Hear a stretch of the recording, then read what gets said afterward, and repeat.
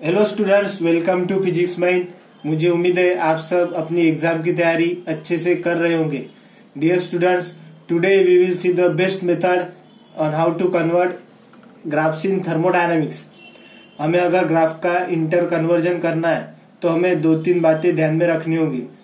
इसमें first point हमें note करना है कि अगर y directly proportional to x है तो इसका ग्राफ स्ट्रेट लाइन रहेगा और रहेगा पासिंग थ्रू ओरिजिन। और अगर हमें दिया है y inversely proportional to x तो इसका ग्राफ कुछ रेक्टेंगुलर हाइपरबोला के जैसा रहेगा, इस टाइप में। तो अगर y directly proportional to x है तो इसका ग्राफ रहेगा straight line passing through origin, और इनवर्सली प्रोपोर्शनल टू x है तो y का ग्राफ रहेगा रेक्टेंगुलर हाइपरबोला। ये दो पॉइंट हमें नोट करना है। और डियर स्टूडेंट्स, हमें थर्मोडायनामिक्स में वेरियस प्रोसेसेस है। इसमें हम फर्स्ट देखने जा रहे हैं isobaric process. Isobaric process, in this process pressure and number of moles are constant. ये पॉइंट हमें ध्यान में रखना है। Pressure and number of moles are constant. According to ideal gas equation PV is equal to nRT, हम ये लिख सकते हैं। Dear students, in this equation pressure, number of moles and R is constant, then what is remaining? Volume and temperature. और यहाँ पर हम लिख सकते हैं कि volume is directly proportional to temperature. तो हमने अभी देखा कि अगर y directly proportional to x है तो ग्राफ रहेगा straight line passing through origin. यहाँ पर volume directly proportional to temperature है तो ग्राफ कैसा रहेगा? VT graph, straight line passing through origin. और यहाँ पर हमें अगर स्लोप लिखना है तो हम स्लोप कैसा लिख सकते? PV is equal to nRT, ये आइडियल गैस इक्वेशन है। तो volume equal to nR upon P into T। यहाँ से जो स्लोप है ये हम लिख सकते nR बाय P। तो यहाँ से स्लोप क्या आ गया? Inversely proportional to pressure. यहां से हम क्या नोट कर सकते कि अगर प्रेशर ज्यादा है तो स्लोप क्या रहेगा? कम। और अगर स्लोप ज्यादा है तो प्रेशर क्या रहेगा? कम। ये पॉइंट नोट कर लो। इसके बाद इतना नोट कर लो, फिर हम आगे देखते हैं। तो चलो आगे बढ़ते हम।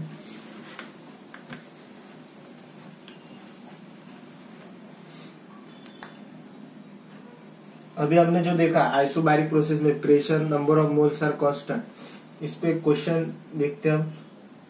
हमें ये दिया है VT ग्राफ, यहाँ का प्रेशर है P1, इस लाइन का प्रेशर है P2, और ये दो एंगल दिए θ2 and θ1। In this question we have to calculate which pressure is greater और लेस। ये जो हमें दो लाइन दी है इसमें से कौन सा प्रेशर ज्यादा या कम है ये हमें बताना है। तो अभी हमने देखे, इसका सॉल्यूशन देखते हैं हम। तो आपको यहाँ पर एक पॉइंट ध्यान में रखना है कि जितनी लाइन बेंड होंगी, मतलब ये जितनी लाइन बेंड होंगी उतना स्लोप कम होगा। यहाँ पर हम नोट कर लेते हैं, जितनी लाइन बेंड होंगी उतना स्लोप कम होगा।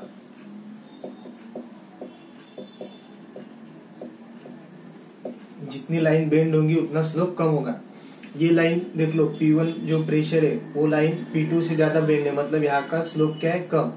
तो slope P2 is greater than slope P1, ये हम लिख सकते हैं अकॉर्डिंग टू दिस ग्राफ। तो slope P2 is greater than slope P1। तो अभी हमने देखे कि VT ग्राफ अगर है और स्ट्रेट लाइन है पासिंग थ्रू ओरिजिन तो प्रेशर क्या रहता? कांस्टेंट। और यहाँ पर स्लोप क्या है? Inversely proportional to pressure isobaric process में। तो स्लोप किसका ज्यादा है? P2 का। और स्लोप क्या है? इनवर्सली प्रोपोर्शनल टू प्रेशर, मतलब स्लोप P2 का P1 से ज्यादा है तो प्रेशर कहाँ का ज्यादा होगा? P1 का। Pressure of P1 is greater than P2।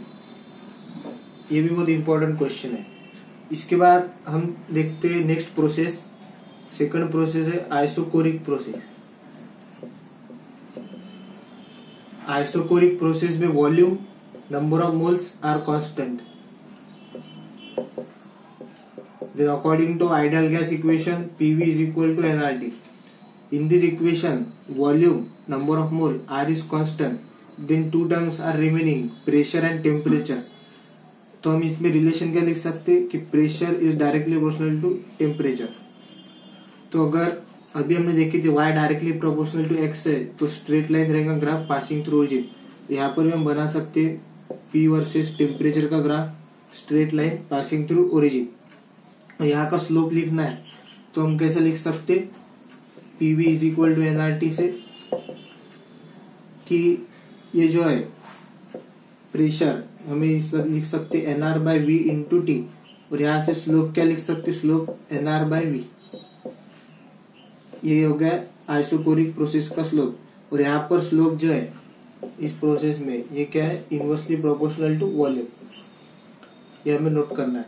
जैसे आइसोबारिक में था इनवर्सली प्रोपोर्शनल टू प्रेशर और आइसोकोरिक में क्या आएगा इनवर्सली प्रोपोर्शनल टू वॉल्यूम. इसमें भी हम इस टाइप का क्वेश्चन देख सकते.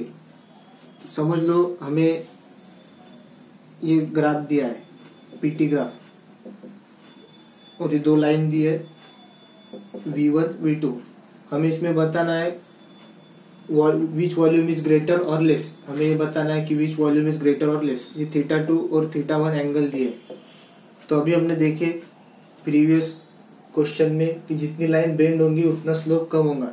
तो ये V1 वाली लाइन क्या है ज्यादा बेंड है तो यहाँ का स्लोप क्या होगा कम. मतलब slope 2 is greater than slope 1. Slope 2 ज्यादा है स्लोप 1 से. तो अभी देखिए कि स्लोप जो है ये क्या है इनवर्सली प्रोपोर्शनल टू वॉल्यूम. तो यहाँ का स्लोप ज्यादा है मतलब यहाँ का वॉल्यूम क्या है कम. मतलब volume V1 is greater than V2. ये हमें पॉइंट ध्यान में रखना है. इतना नोट कर लो फिर आगे देखते. तो चलो आगे बढ़ते हैं.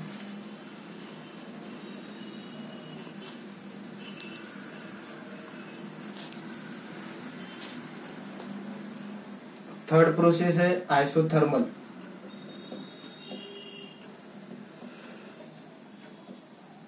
आइसोथर्मल प्रोसेस में temperature and number of moles are constant. Then according to ideal gas equation PV is equal to nRT. तो इस प्रोसेस में temperature number of mole constant है तो हम यहाँ से क्या लिख सकते pressure is inversely proportional to volume. मतलब प्रेशर ज्यादा तो वॉल्यूम कम और अगर वॉल्यूम ज्यादा तो प्रेशर कम. इनवर्स रिलेशन है दोनों में. और अभी हमने देखे थे अगर y inversely proportional to x है तो ग्राफ कैसा बना था रेक्टेंगुलर हाइपरबोला. तो यहाँ पर भी P वर्सेस V का ग्राफ कैसा बनेगा रेक्टेंगुलर हाइपरबोला. ये है आइसोथर्मल प्रोसेस का ग्राफ. तो आई थिंक आपको इतना समझ आ गया होगा. तो हम इसके अब इंटर कन्वर्जन देखने जा रहे हैं. तो इतना नोट कर लो फिर आगे देखते. तो चलो आगे बढ़ते.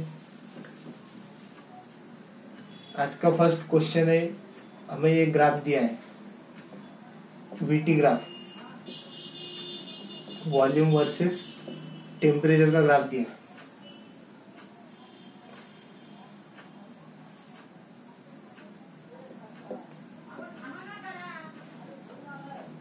यहाँ का टेम्परेचर है T0 और यहाँ का टेम्परेचर है 2T0. यहाँ का वॉल्यूम है V0 और यहाँ का वॉल्यूम है 2V0. ये हमें ग्राफ में दिया है. तो हमें अब इस ग्राफ को ये हमें जो ग्राफ दिया है VT ग्राफ हमें इसको PT और PV ग्राफ में कन्वर्ट करना है. तो इसके मैं आपको जो स्टेप्स बता रहा आपको ध्यान में रखना है. तो सबसे पहले हमें क्या करना है सबसे पहले हर एक पॉइंट के कोऑर्डिनेट लिखना है. मतलब यहाँ पे 3 पॉइंट है A B और C. तीनों पॉइंट के हमें कोऑर्डिनेट लिखना है. अब B पॉइंट के हमें 2 कोऑर्डिनेट पता है. एक है टेम्परेचर और एक है वॉल्यूम. तो दोनों लिख लो यहाँ पर. एक है V0. B पॉइंट पे वॉल्यूम कितना है कांस्टेंट है V0 और टेम्परेचर कितना है 2T0. और A पॉइंट पर हम यहाँ के कोऑर्डिनेट क्या है V0 और टेम्परेचर कितना है T0. यहाँ के कोऑर्डिनेट क्या है वॉल्यूम है 2V0 टेम्परेचर कितना है 2T0. इतना लिख लिए. उसके बाद ये प्रोसेस कौन थी ये आइडेंटिफाई करना है. ये A से B, B से C और C से A. अब A से B में हमें दिखाई दे रहा कि यहाँ पर वी नॉट वॉल्यूम कांस्टेंट है, स्ट्रेट लाइन है नहीं, तो वॉल्यूम कांस्टेंट है। ए से बी में वी नॉट वॉल्यूम कांस्टेंट है। तो वॉल्यूम अगर कांस्टेंट है मतलब कौन सी प्रोसेस है ये? Isochoric process. आइसोकोरिक प्रोसेस में वॉल्यूम कांस्टेंट है मतलब यहाँ पर हम क्या लिख सकते हैं? Pressure directly proportional to temperature. Pressure क्या? Directly proportional to temperature. तो यहाँ पर देखो टेम्परेचर T नॉट है ए पॉइंट पर और बी पॉइंट पर टेम्परेचर कितना है? 2 T नॉट। तो टेम्परेचर क्या होगा? डबल। तो यहाँ पर समझ लो प्रेशर है P नॉट, तो टेम्परेचर इस पॉइंट पर टेम्परेचर क्या होगा? डबल। तो प्रेशर भी क्या हो जाएगा? डबल, क्योंकि प्रेशर क्या है? डायरेक्टली प्रोपोर्शनल टू टेम्परेचर, मतलब यहाँ पर हो जाएगा 2 P नॉट। उसके बाद बी से सी में टेम्परेचर कांस्टेंट है 2 T नॉट का। तो अगर टेम्परेचर यहाँ पर कांस्टेंट है तो ये कौन सी प्रोसेस है? आइसोथर्मल। तो अभी देखिए हमने आइसोथर्मल प्रोसेस में pressure inversely proportional to volume है। तो यहाँ पर देखो वॉल्यूम है वी नॉट और इस जगह पर वॉल्यूम कितना है? 2 नॉट। तो यहाँ पर वॉल्यूम क्या हो गया? डबल। वॉल्यूम डबल हो गया तो प्रेशर क्या हो जाएगा? हाफ, क्योंकि इनवर्स रिलेशन है। तो यहाँ पर बी पॉइंट पर प्रेशर कितना है? 2 P नॉट। तो यहाँ पर प्रेशर कितना हो जाएगा? P नॉट, आधा हो जाएगा। और सी से ए में ये वीटी डायग्राम है ना, तो वीटी डायग्राम में प्रेशर क्या रहता है? कांस्टेंट। तो देखो सी से ए में सी पॉइंट पर भी प्रेशर है P नॉट, ए पर भी कितना है? P not. आई थिंक इतना आपको समझ आ गया होगा। आप इसको रिवाइंड करके जरूर देखना, ये इंपॉर्टेंट कंसेप्ट है। अब हम इसको कन्वर्ट करते पीटी डायग्राम में। अब हम पीटी डायग्राम में कन्वर्ट करेंगे इसको। तो सबसे पहले हमारे पास प्रेशर के कोऑर्डिनेट क्या है? P नॉट और 2 P नॉट, वो लिख लेना हमें। एक है P नॉट और सेकंड है 2 P नॉट। और टेम्परेचर की क्या है? T नॉट और 2 T नॉट, ये दो कोऑर्डिनेट लिखना है। इसके बाद अब इस डायग्राम में देखो कि हमें ये कन्वर्ट करना है ना इसमें, तो इसमें प्रेशर कहाँ पर कांस्टेंट है? तो ये देखो प्रेशर इस डायग्राम में सी से ए में कांस्टेंट है, P नॉट है, यहाँ पर भी P नॉट है और यहाँ पर भी P नॉट है। तो हमें सबसे पहले सी से ए, यहाँ पे P नॉट का प्रेशर और टेम्परेचर कितना है? सी से ए में 2 T नॉट से T नॉट। तो टेम्परेचर कम हो रहा है, तो यहाँ पर सी पॉइंट है और यहाँ पर ए पॉइंट है। तो सी से ए में प्रेशर क्या है? कांस्टेंट P नॉट का, और टेम्परेचर क्या हो रहा? कम, 2 T नॉट से T नॉट। तो यहाँ पर भी देखो टू टी नॉट है सी पर और ए पर कितना है? T नॉट, और प्रेशर कितना है? Constant P not. तो इतना समझ आ गया होगा। इसके बाद सी से हो गया। अब इस डायग्राम में देखो टेम्परेचर कहाँ पे कांस्टेंट है? तो बी से सी में टेम्परेचर कांस्टेंट है और कितना है? 2 T नॉट, और बी से सी में टेम्परेचर कांस्टेंट है और 2 T नॉट है, और प्रेशर क्या हो रहा? कम हो रहा, 2 P नॉट से P नॉट, मतलब बी पॉइंट यहाँ पर है। और बी से सी में टेम्परेचर क्या हो रहा? कम, बी पर टेम्परेचर यहाँ पर 2 P नॉट है, यहाँ पर भी 2 P नॉट। तो बी से सी में टेम्परेचर क्या होगा? कम। तो ग्राफ कैसा आएगा? ऐसा। उसके बाद अब ए से बी में देखो, इस डायग्राम में ए से बी में वॉल्यूम कांस्टेंट है वी नॉट का, और पीटी अगर डायग्राम है तो जो वॉल्यूम इसमें क्या रहता? कांस्टेंट। तो इसमें क्या रहता? Slope straight line passing through origin. तो ए से बी में जो डायग्राम आएंगी इसमें प्रेशर देख लो, ए से बी में प्रेशर P नॉट से 2 P नॉट हो रहा। तो यहाँ पर देखो ए से बी में प्रेशर ऐसा आएगा, तो इसका ग्राफ बन गया पीटी डायग्राम।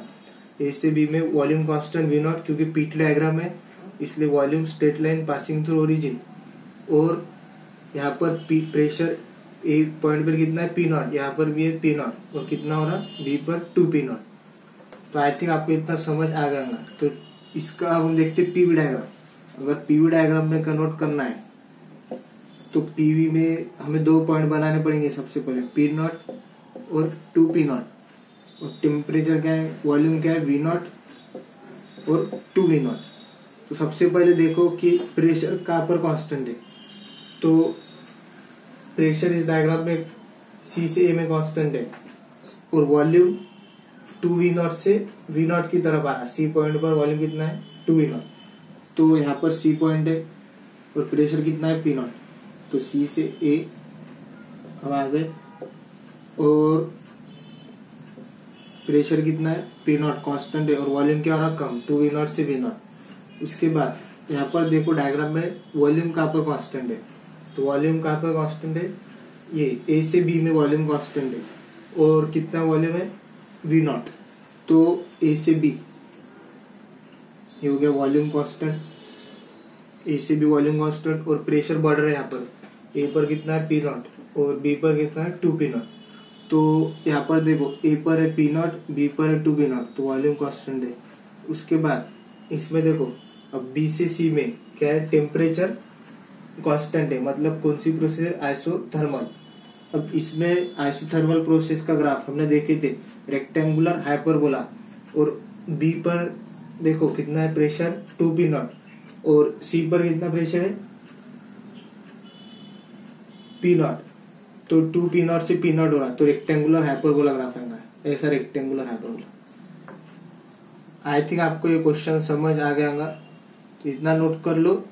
तो मिलते हैं गाइस नेक्स्ट वीडियो में, तब तक के लिए आप पढ़ते रहिए।